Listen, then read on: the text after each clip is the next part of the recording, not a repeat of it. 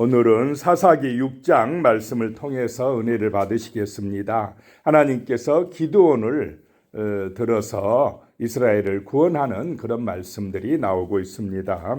1절에요. 이스라엘 자손이 또 여호와의 목전에 악을 행하였으므로 여호와께서 7년 동안 그들을 미디안의 손에 넘겨주시니, 이 사사기에서 계속 반복되는 내용입니다. 좀 편안하면 살만하면 또 하나님의 목전에서 악을 행합니다.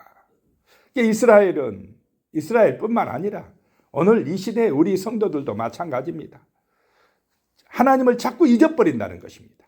말씀을 잊어버리고 가나안의 문화에 빠져들어간다는 것입니다. 세상을 따라간다라고 하는 것입니다. 그것 때문에 또 어려움을 당한다라고 하는 것입니다. 그래서 하나님께서 7년 동안 그들을 미디안의 손에 넘겨주시니, 그 세상의 압박을 받는 것도 재앙을 받는 것도 하나님이 넘겨주셨기 때문이다라고 하는 것입니다. 그래야 어떻게 되니까 그렇습니까? 그래야 누구를 찾아오니까 그렇습니까? 하나님을 찾아오니까. 계속해서 하나님을 잊지 말고 하나님을 의지하고 믿음 안에서 살아가라고 말씀하셨는데, 평탄하면 잘 살게 되면 잊어버리고 세상으로 가니까 하나님께서 그들을 넘겨주셨다, 미디안에 넘겨주셨다라고 하는 것입니다.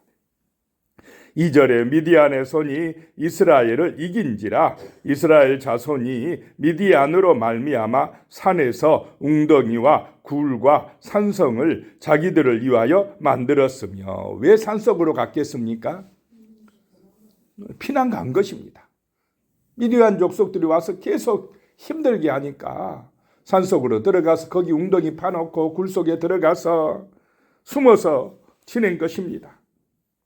3절에요. 이스라엘이 파종한 때면 미디안과 아말렉과 동방 사람들이 치러 올라와서 파종해 놓으면, 겨우 어렵게 씨 뿌려 놓으면 그 새싹들이 돋아날 때, 이스라엘은 파종의 때가 10월경입니다.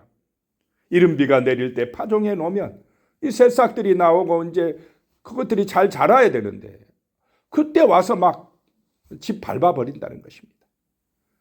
밀싹들이 나오면 다 짐승들 데리고 와서 먹여버린다는 것입니다.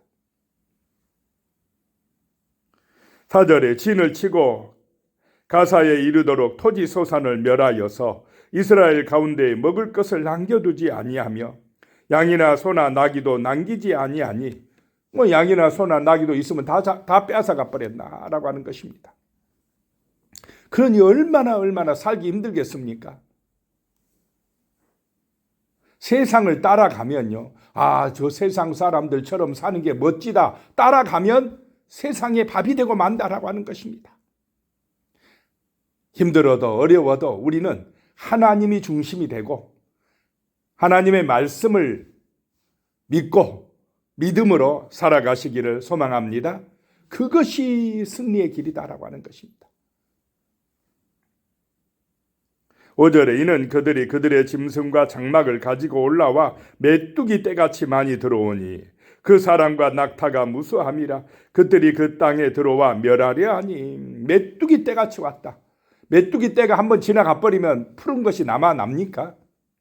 그런 메뚜기 떼처럼 이 미디안 사람들이 와서 이스라엘의 모든 것을 빼앗아가 버리더라라고 하는 것입니다.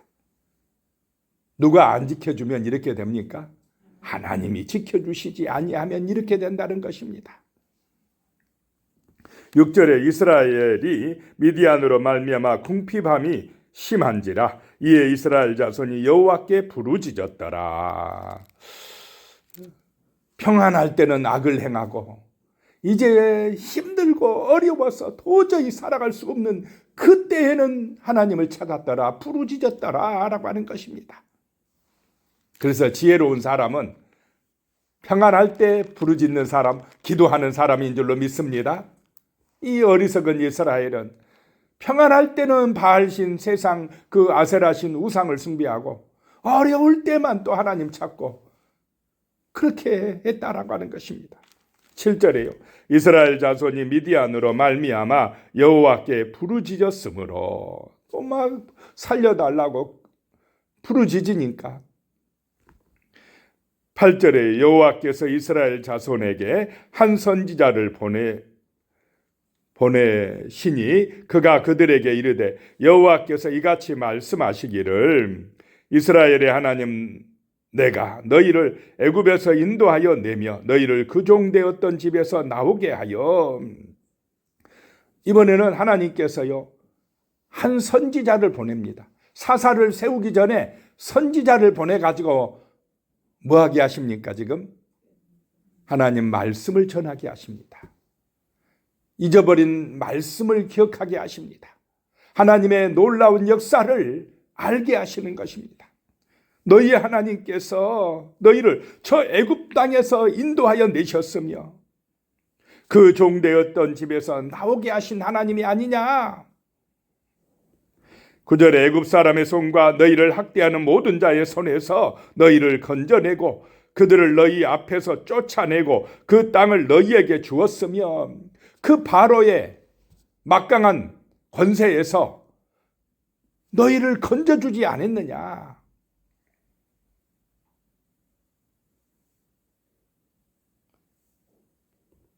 그 하나님을 어찌하여 잊어버리고 너희는 세상에 그 신들을 따라갔느냐라고 하는 것입니다.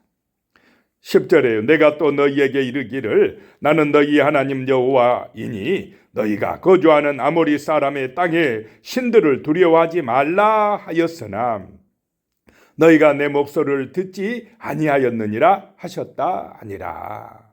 하나님의 목소리 말씀을 듣지 아니하고 누구의 말을 듣고 무서워서 따라갔다는 것입니까? 세상의 말을. 하나님은 잊어버리고 세상 신을 믿으려고 세상의 우상을 따라갔다라고 하는 것입니다. 자, 우리는 하나님이 살아계심을 믿고 하나님을 의지하고 하나님께 예배드리고 하나님께 기도하시기를 축복합니다. 하나님보다 다른 것을 더 믿고 의지하면 우리는 이렇게 또 어려움을 당한다라고 하는 것입니다. 11절에요.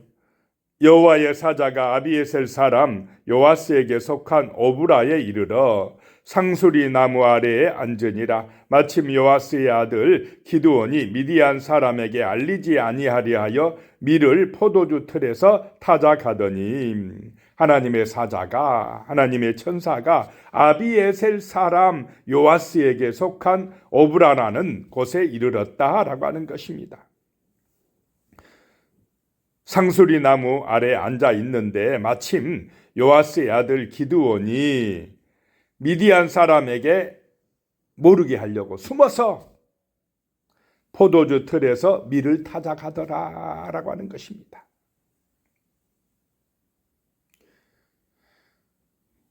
미디안이 알면 다 빼앗아 가니까 모르게 숨어가지고 자기들 겨우 먹을 거 그거 밀 타작하고 있더라라고 하는 것입니다.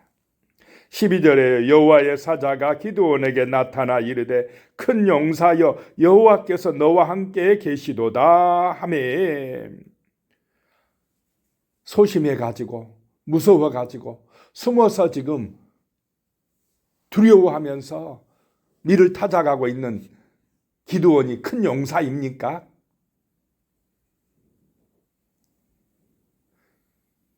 그런데 하나님께서요, 이 여호와의 천사가 큰 용사라 합니다. 왜 큰 용사냐? 여호와께서 너와 함께 계시기 때문이다. 이렇게 말씀합니다. 하나님이 우리와 함께 계시면 우리가 큰 용사인 줄로 믿으시기 바랍니다. 13절에 그랬더니 기드온이 그에게 대답하되 오 나의 주여 여호와께서 우리와 함께 계시면 어찌하여 이 모든 일이 우리에게 일어났나이까? 또 우리 조상들이 일찍이 우리에게 이르기를 여호와께서 우리를 애굽에서 올라오게 하신 것이 아니냐 한 그 모든 이적이 어디 있나이까? 이제 여호와께서 우리를 버리사 미디안의 손에 우리를 넘겨주셨나이다 하니, 자, 하나님이 함께 하신다, 너는 큰 용사다 그랬더니 기드온이 그것을 믿습니까? 안 믿습니까? 안 믿습니다. 하나님이 함께 하시기는요. 하나님이 함께 하시면 우리 지금 형편이 이렇게 어렵고 힘듭니까? 하나님이 함께 하시면 왜 이런 문제가 우리에게 터졌습니까? 왜 이렇게 힘듭니까? 이런 경우들이 우리에게도 있습니까? 없습니까? 이런 문제도 없어야 되지 않습니까? 지금 한번 보십시오. 이렇게 지금 우리가 어려움 당하고 타작도 마음대로 못하고 농사 지으면 다 뺏겨버리고 이런 형편인데 무슨 하나님이 함께 하신다고 그러십니까? 우리 조상들이 하나님이 애굽에서 건져주시고 홍해바다 기적 베풀어 주시고 그랬다는데 그런 증거들이 어디가 있습니까 지금? 이렇게 하나님 앞에 지금 항변하고 있는 것입니다. 하나님 잘못입니까 지금? 누구의 잘못입니까? 자기들의 잘못이면서 자기들이 하나님 버리고 우상 숭배하고 세상 따라가 놓고는 어려움 당하니까 하나님이 언제 우리와 함께 했습니까? 이러고 있습니다. 하나님이 우리를 버리사 미디안 손에 넘겨주지 않았습니까? 이러면서 막 이야기합니다. 14절에요. 여호와께서 그를 향하여 이르시되 너는 가서 이 너의 힘으로 이스라엘을 미디안의 손에서 구원하라. 내가 너를 보낸 것이 아니냐 하시니라. 기드온아, 그래. 그래서 내가 왔다. 내가 너를 보내서 저 미디안의 손에서 이스라엘을 구원하겠다. 이러면은 기드온이 어떻게 그 말씀을 받아야 되겠습니까? 아멘. 감사합니다. 믿음으로 순종하겠습니다. 이러면 얼마나 좋겠습니까?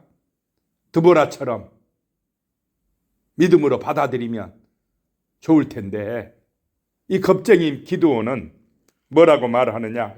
15절에 그러나 기드온이 그에게 대답하되 오 주여 내가 무엇으로 이스라엘을 구원하리이까? 보소서 나와 집은 므낫세 중에 극히 약하고 나는 내 아버지 집에서 가장 작은 자니이다 하니 하나님께서 함께 하신다는데 하나님께서 보내서 구원하신다는데 믿고 순종하는 것이 아니라 하나님의 능력을 보는 것이 아니라 누구 형편을 보고 안 된다 합니까?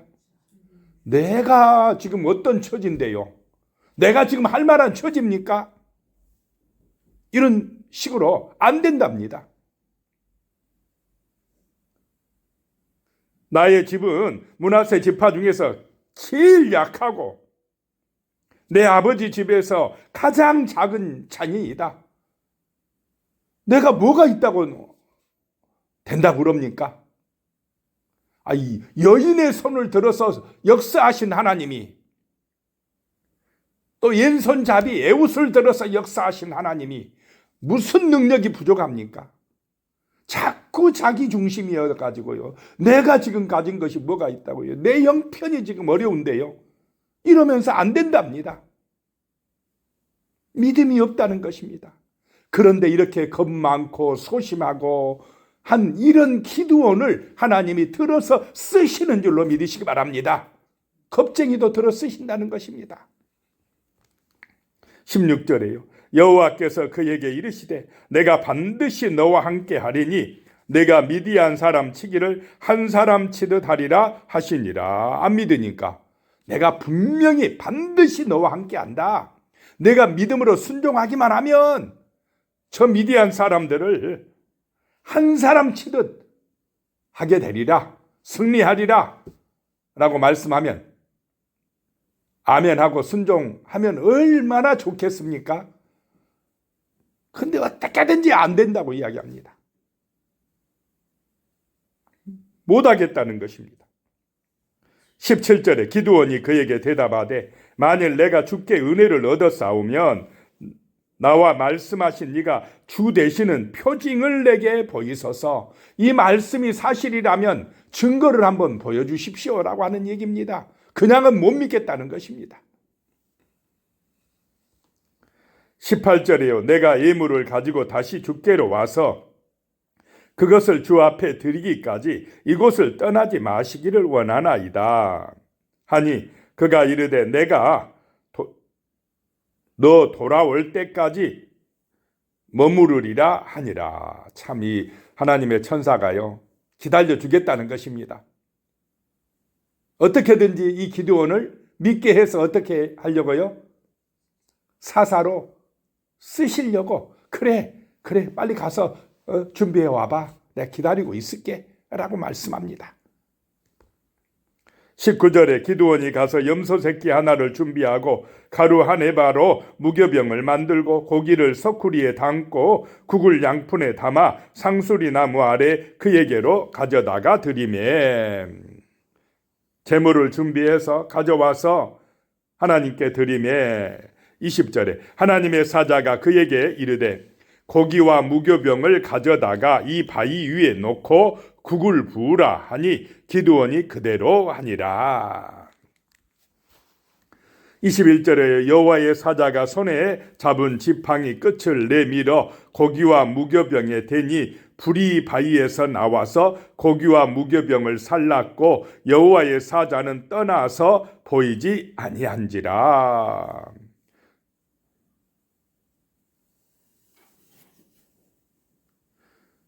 하나님의 불이 임했습니다. 하나님의 불이 임하면 되는 줄로 믿으시기 바랍니다. 모세도 내가 이 나이에 무슨 이 80에 어떻게 애굽에 가서 저 백성들을 구원할 수 있습니까? 할 때, 그때 사명 받을 때 하나님께서 떨기나무에 불이 붙게 하신 줄로 믿으시기 바랍니다. 자, 이 땅에 하나님의 나라를 이루는 것은 내 능력입니까? 하나님의 함께 하심입니까? 하나님의 은혜로, 하나님이 함께 함으로 교회는 되는 것입니다. 사람의 능력으로 되는 것이 아니다 이 말입니다. 하나님의 나라는 이루어지게 되어 있습니다. 하나님의 구원 역사는 오늘도 진행되고 있다라고 하는 것입니다. 그것은 우리 형편 처지에 따라 좌우되는 것이 아니라는 것입니다. 불이 임해야 됩니다. 성령의 불이 임하면 될 줄로 믿으시기 바랍니다. 겁쟁이 소심한 기드온도 그 불을 받으니까 하나님의 능력으로 승리하더라라고 하는 것입니다. 갈멜산에 불이 임할 때에 도망갔던 그 누굽니까? 선지자? 엘리야 선지자가 담대해졌습니다. 하늘에서 비가 쏟아지게 했습니다. 능력이 임하게 했습니다. 불이 임하게 했습니다. 이 기드온에게도 그런 하나님의 불이 임했다라고 하는 것입니다. 22절이에요.